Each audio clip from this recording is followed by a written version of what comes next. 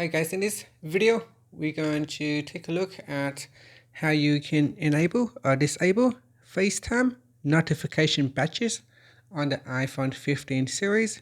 First, let's go back to the home screen by swiping up at the bottom of the screen. From the home screen, tap on settings. Now in the settings page, we scroll down and then tap on notifications. Next, in here, go down and tap on FaceTime.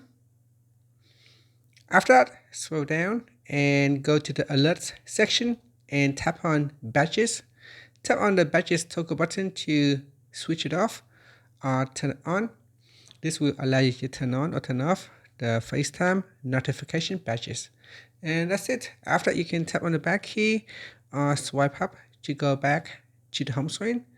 When you turn on the notification badges, if you have a missed call or any messages left for FaceTime, it will show an orange icon at the top corner of your app's icon. And that's it. Thank you for watching this video. Please like and subscribe to my channel for more videos.